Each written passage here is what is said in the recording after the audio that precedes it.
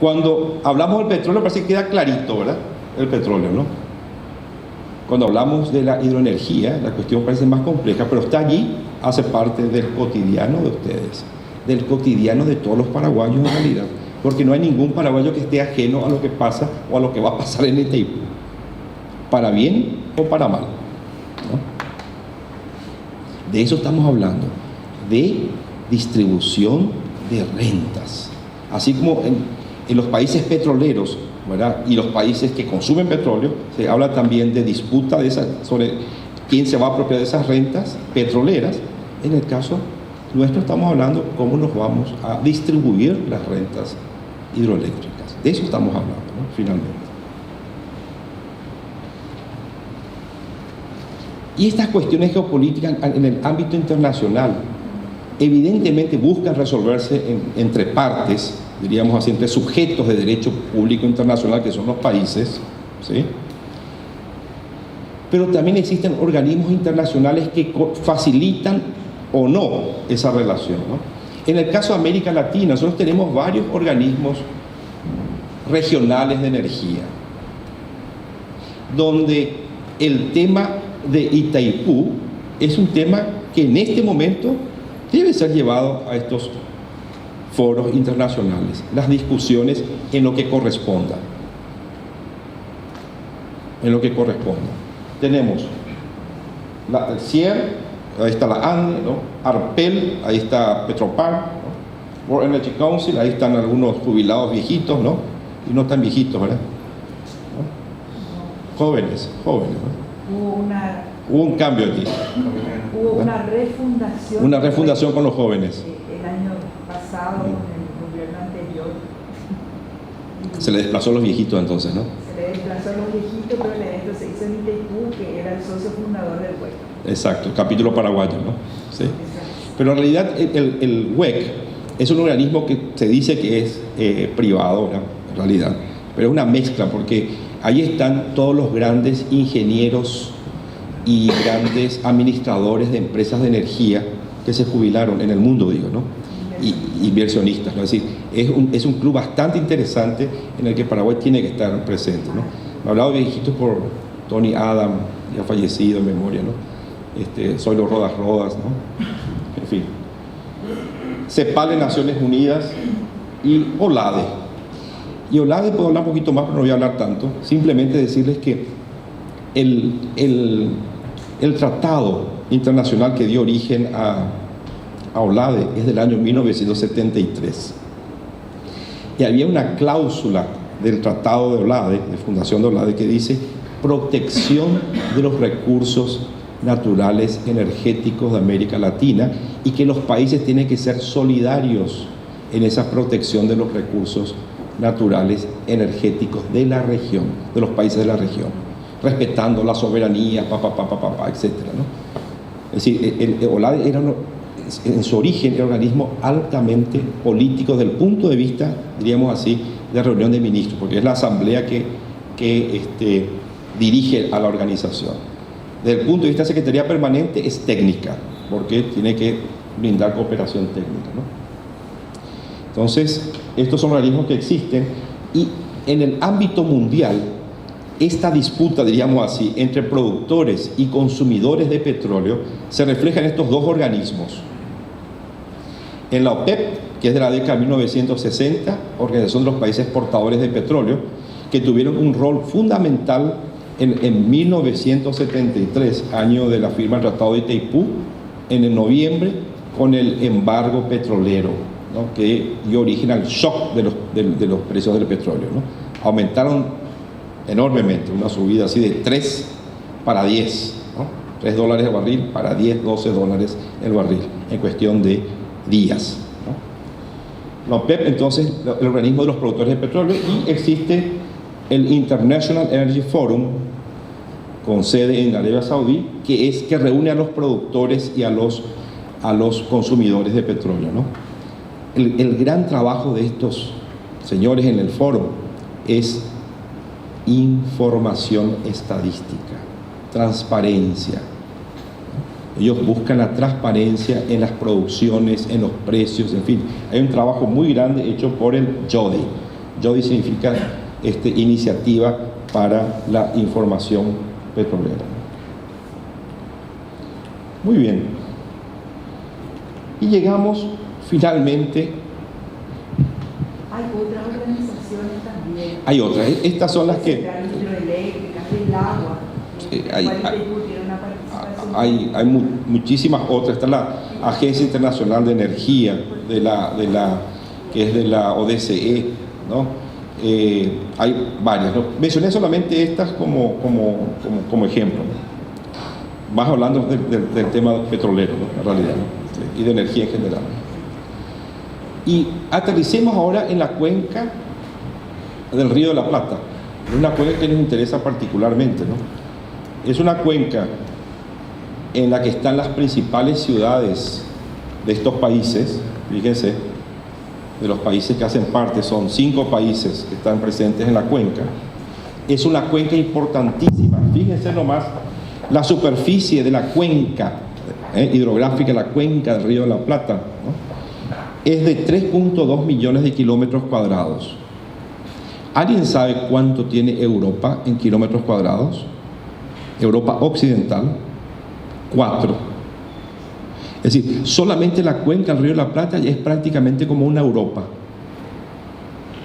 occidental, ¿no? Tiene 1/6 del territorio norteamericano, casi 3/4 de la superficie de la Unión Europea. El caudal medio de los ríos, fíjense, 22.600 metros cúbicos por segundo, los principales, ¿no? Extensas áreas boscosas, praderas, recursos hídricos, abundancia de minerales, fertilidad de los suelos, ¿no? Hoy día es el granero del mundo. Antes hablaba de Mississippi, Missouri, ¿no? Aquí está ahora el granero del mundo. Los mayores productores de soja del mundo están acá, en esta cuenca, ¿no? Es prácticamente entre el 70 al 80% del Producto Interno Bruto de los países. Itaipú y Yacyretá están en el medio de esa cuenca. Están en el medio que sería entonces el filón de oro de América del Sur, o como dirían los geopolíticos, del Heartland de América del Sur, del área pivot de América del Sur, desde el punto de vista económico. Y tenemos dentro de esa cuenca el complejo hidroeléctrico del Paraná, que queremos hablar siempre de complejo hidroeléctrico, estamos hablando de un mismo río, ¿no? Nosotros decimos, Itaipú y Yacyretá tienen que estar siempre juntas, ¿no? Hay que juntarlas esas, ¿no? La administración de esas, ¿no? La visión con relación a Itaipú y Yacyretá, ¿no? Es un mismo río, ¿eh? Aguas arriba de Itaipú tenemos varias centrales hidroeléctricas en esa cuenca, ¿no? Más de 30.000 megavatios en suelo brasileño, sumando todas. Fíjense lo que tenemos acá, ¿no? Tenemos Itaipú con los 14.000 instalados, Corpus aún no construido, por lo tanto no definido, ¿no?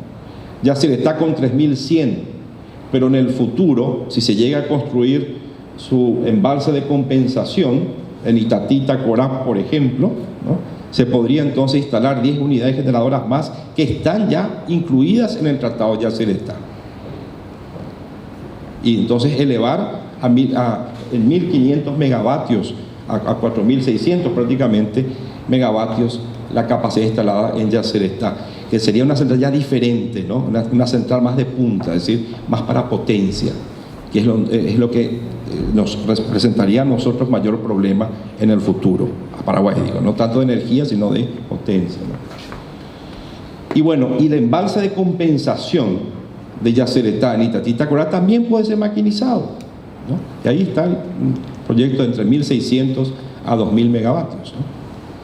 Entonces, es un río en el que todavía tenemos mucho que conversar para aprovechar el potencial hidroeléctrico del río.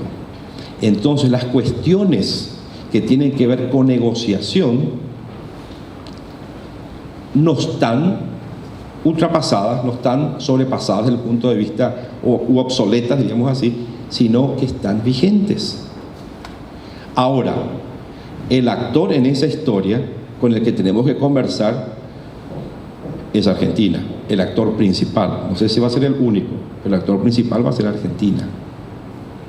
Y tiene que ver con Itaipú, y sí tiene que ver con Itaipú también. aguas abajo, ¿no?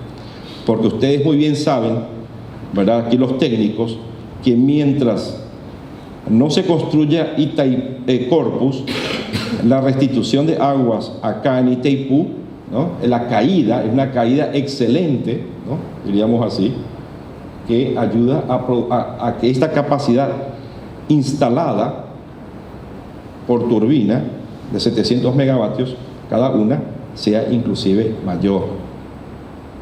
El día que construyamos Corpus con el embalse, esa caída va a reducirse, ¿no? Estaremos perdiendo en Itaipú. Por eso tiene mucho que ver con Itaipú, con estos dos países. Por eso les digo, ¿es negociar con Argentina? Sí, porque el tramo internacional corresponde a Argentina y a Paraguay. Pero lo que negociemos allí, por eso que salió Yacyretá y no Corpus, primero, ¿no? Una de las razones fue esa, ¿no? Había otras también, ¿no? Pero una de las razones fue justamente esa, ¿no? Porque al construir Corpus, ¿no?, en este momento vamos a tener, ¿no?, una reducción de salto en Itaipú, ¿no? Bueno.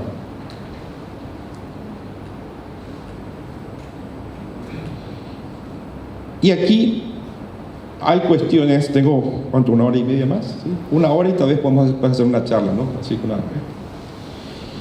y aquí tenemos cuestiones, diríamos así, relacionadas con la visión que tienen los países en lo que respecta al uso de esos recursos hídricos.